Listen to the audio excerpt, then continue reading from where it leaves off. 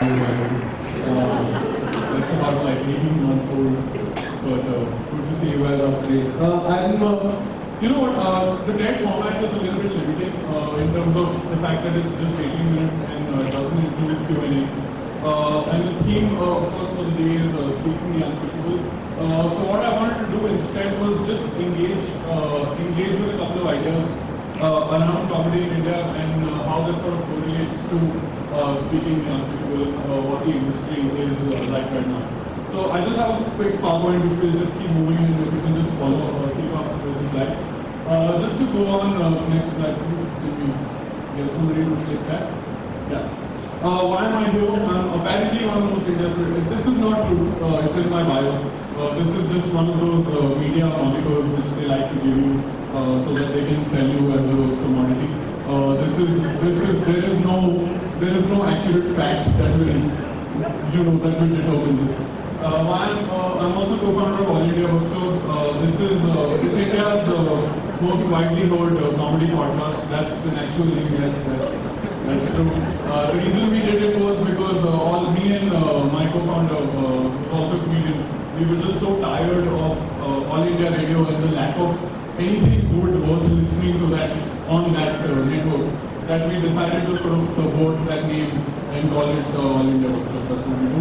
It reaches out to about people across 70 countries. We have about 30,000 listeners to each episode. We've spoken to a lot of people. The attempt with the podcast is to sort of document the stand-up comedy scene in India, stand-up comedy industry in India, which has not happened at all so far.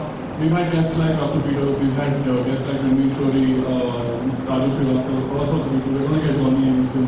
So the idea of the podcast is that. I'm a comedy blogger and freelance columnist and also performed with WeirdAss Comedy, it's India's biggest comedy company. And I'm also here because basically the organizers wanted a comedic element in the middle. I'm happy Malika Sarabha is not here because I'd be asleep otherwise. So can we go to, just being honest guys. Can we go to the next? Here are some of the ideas that I want to talk to you about.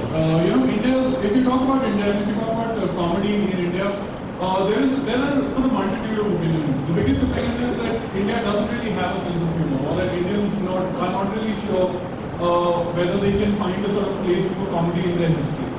This is factually incorrect. This is a very interesting paper written by a scholar called Sandeep Kumar. He wrote this last year. Where if you look at Indian traditions, then you do find a lot of comedic elements within Indian history. It starts from Nritya Shastra, it starts from Hasya Kavis. You had, for example, cartoonists, which during the British Empire, you sort of used comedy as a means of subversion. The idea of comedy was to sort of use it to sort of speak against, the powers that be. And the idea also is that when comedy was sort of developing within India early on, it always sort of stuck to, it was considered something that a low caste individual would do, or it was something that somebody who was an outsider would do, perhaps a village idiot, perhaps somebody who doesn't sort of find a place in that social sphere.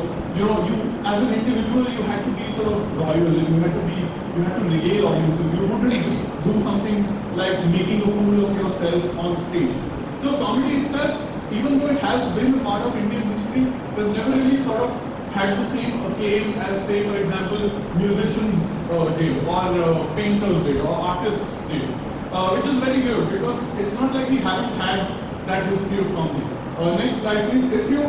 Like I said, this tradition has sort of always been there. It sort of culminated around 75 when you had the emergency, which was sort of led by Indira Gandhi, which sort of spurred on a lot of, especially cartoonists, to sort of use that as an opportunity to attack the government for the kind of censorship that they were employing. And if you look at all of this, India's sort of comics have always had a very tenuous relationship with different types of media. And when I say media here, I don't mean media as a part of news media. I mean media from the point of view of, say, if you want to look at the current context, not just television, but also the internet, but also the print. So this relationship between comedy and the relationship between comedy and society within India has been very tenuous. Next slide, please. And here's my question. Why do we need comedians? And here's my contention. My contention is that India within its history has not been able to figure out what place comedians have in the sort of traditional societal order. You know, a lot of people, for example, give the example of Akbar and Birbal. But if you look at the Birbal tales, Birbal existed because he had state patronage from Akbar, from the point of view, right? That was one example of where you could fit Birbal in societal order. But where else do you see comics? Where else do you see comedians in terms of respect, for example? I can give you a current example. I, as a comedian, don't have to worry about getting married at all, because if my family tries to find me a girl, the first thing she will ask is, what is your profession? You're a comedian, and you're done. That's pretty much, there is nothing happening at all in that sphere at all. So it has its advantages. I'm going to give you a story actually which Raju Srivastava shared with me, and he's one of my mentors, and it's also something I communicate with. This was something, this is again a true story, this is on record. A couple of years back, his house was getting burgled, right? And he was not in his house was getting burgled. His house is on the 4th floor. The burglars were inside the house, and somehow his daughter managed to reach the bathroom, open the window, and shout out to the security guy who was downstairs saying, our house is being burgled, can you do something about it? And the response was, "Arey kya hai, comedian ki beटी joke मारते हैं."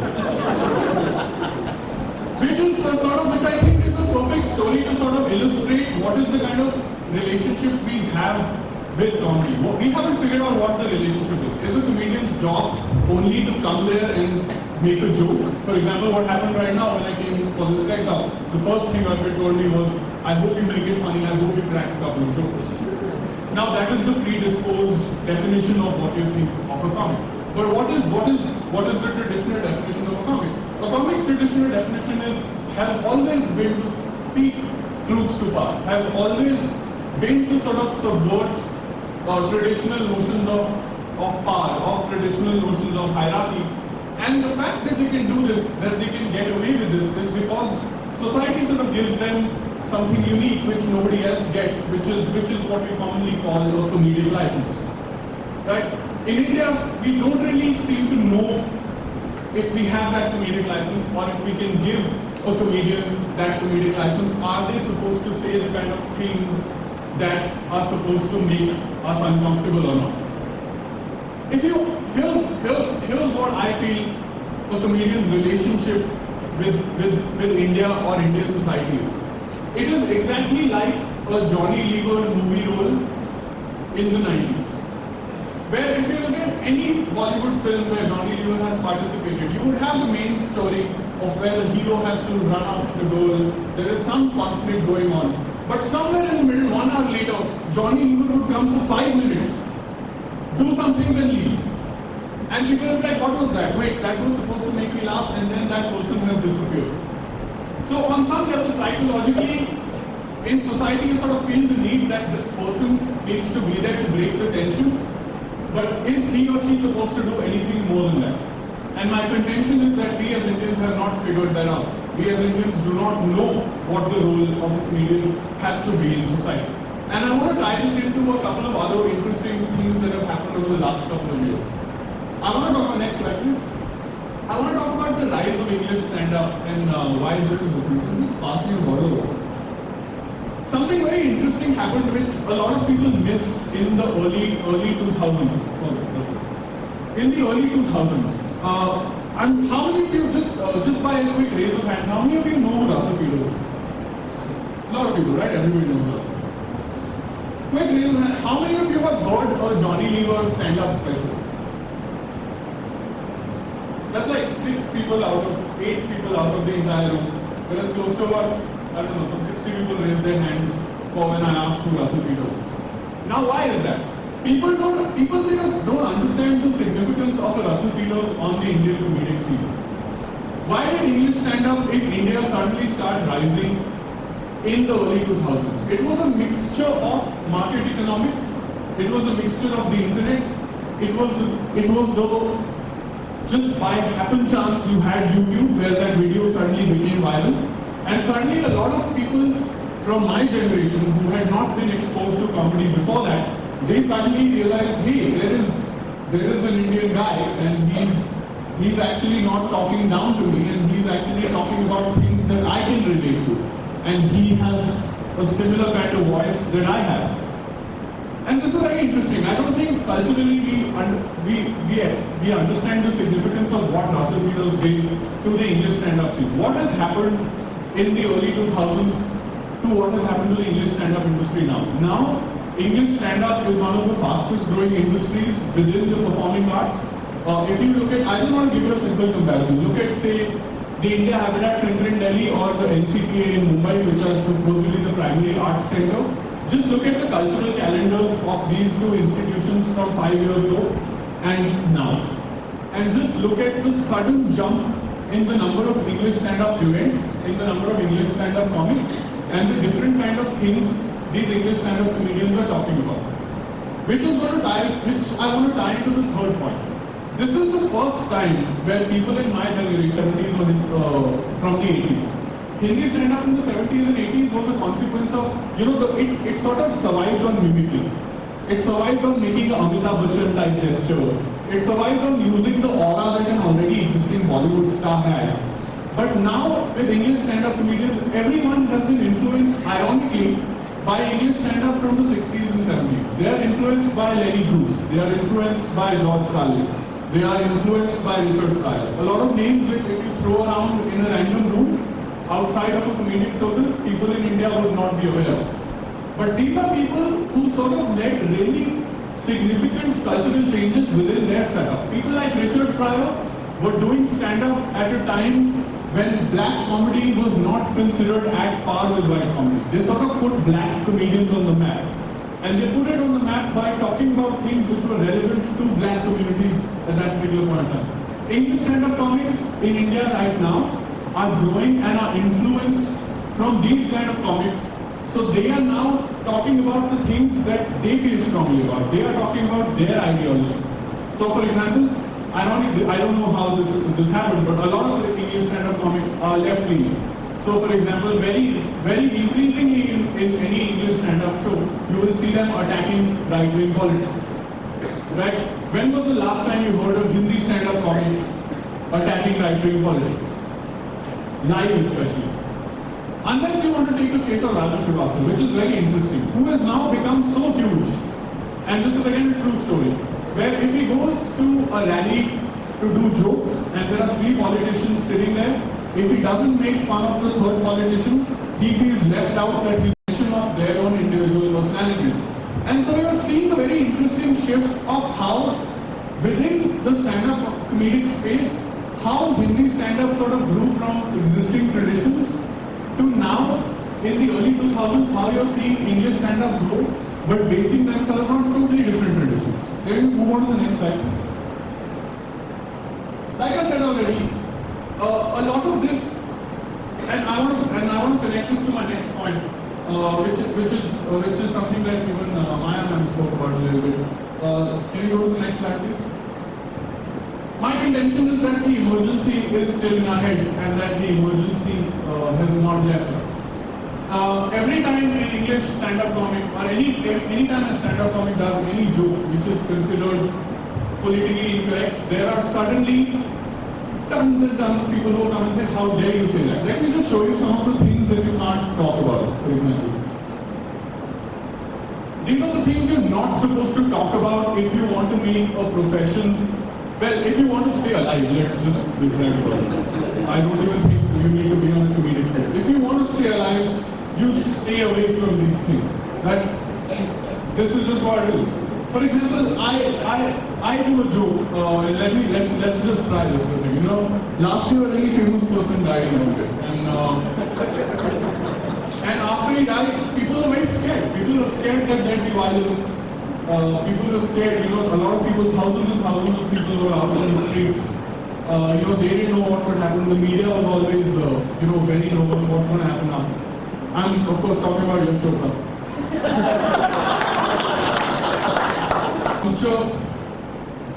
Which only sort of comedians are exploring because nobody else is willing to do it.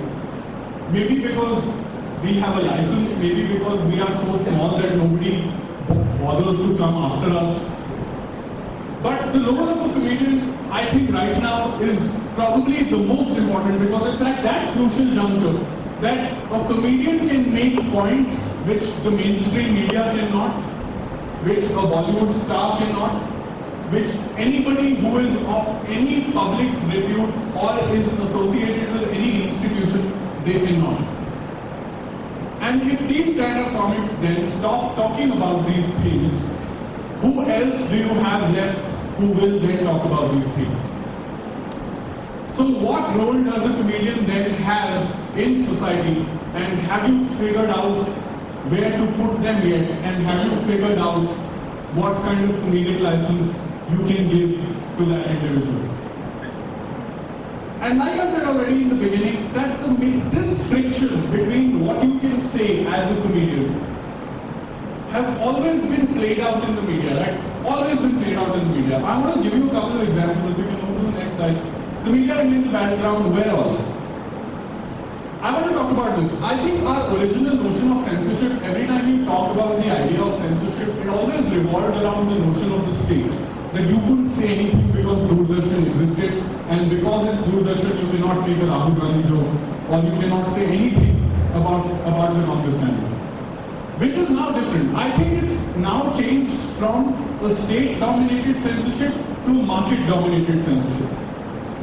Where I am giving you, this is the truth, where if I go to a comedy channel, right, they say, we want you to write a script, we really like you, you're very edgy, and you know it has to be cutting edge. And you give them the first script. And they're like, okay, we can't say this, we can't say this, we can't say this, we can't say this. Well, it's shit then. Yeah, but make it cutting edge. You know, this is every conversation. This is every conversation on every channel.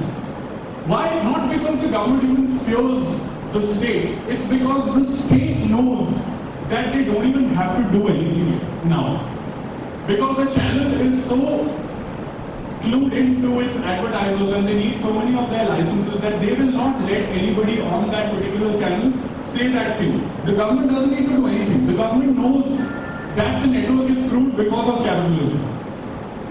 So where do you fit everything in? I want to talk about very interesting examples. If you, there is of course, I have again mentioned this, the broadcasting consumer complaints being proceed. Now this is a body that if you ask a lot of media professionals in private what they think about it, they will give you a very candid answer that we set this body up ourselves because we don't want the government to intervene, so we want to give them the illusion that we are already censoring. And this everybody will agree with, and they will tell you this off the record. I actually want to give you just a couple of examples because if you go to their website, you can look at the kind of complaints people have received, they have received from people, and what action they took. So for example, complaint number 1 was against the bold and the beautiful, and the complaint was man and woman kissing vigorously. And I want to give you actually more comedic examples.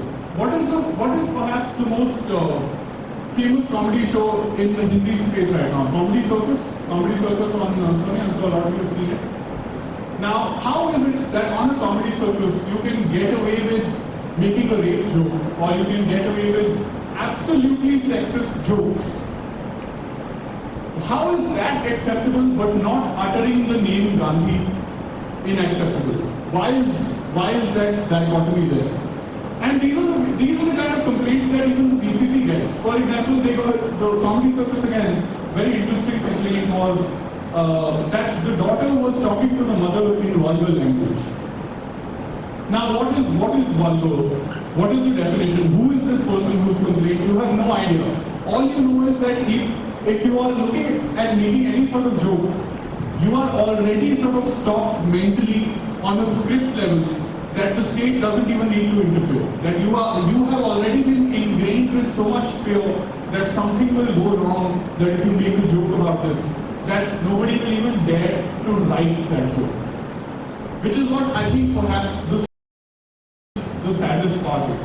And if you can move on to the next, and that's not enough, right? So now you've gone from state level of censorship to 3 types of censorship. You have moral censorship, and moral censorship is the funniest for me. If you turn on Comedy Central, they beat the word condom. Really, you're in India. It's the one word that should be surrounding you no matter where you go. What is harmless? Or why is there a guideline that says that you have to beep beef? Or why is it that slut turns to dirty girl? You know, it's very bizarre how these notions are at play. And if you are at the juncture of this, if you are a comedian trying to negotiate this space, then you are neither here nor there. Because your job is ultimately to be funny, and your job is ultimately to sort of show society what are the kind of things that are going on within that societal setup. But all the places that are there through which you can do this, all those media outlets through which you can do this, do not allow you to do that. So then, as a comedian, what do? You come to this room and talk to 60 people and say how everything is messed up. Is basically what you do. And if that's not enough, comedy is not just the only place India had which was somewhat unregulated when it came to comedy was the internet. And that is literally because the government didn't know what the hell the internet is. And this is a true fact. I have this document copy pasted.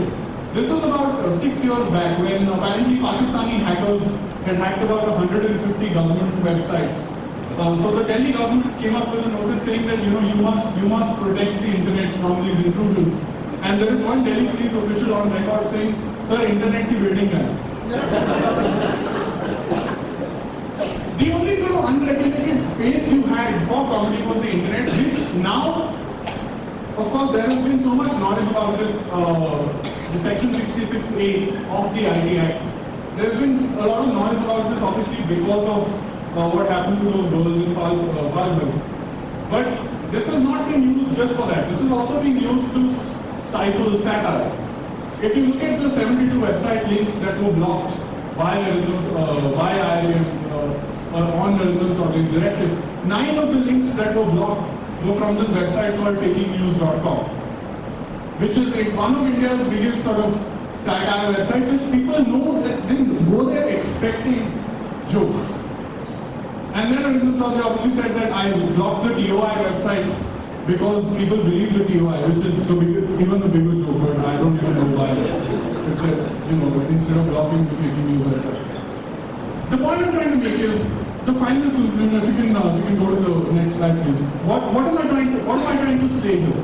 There's a couple of points that I'm trying to make. One is that India's relationship with comedians has always been tenuous, and that it is tenuous even now. What is the second point that I'm trying to make? Second point I'm trying to make is the only places or the only outlets that comedians have to express themselves, to do their job, which is to show society the mirror, which is to subvert power hierarchies. They're not being allowed to do so because they are stifled within that same environment.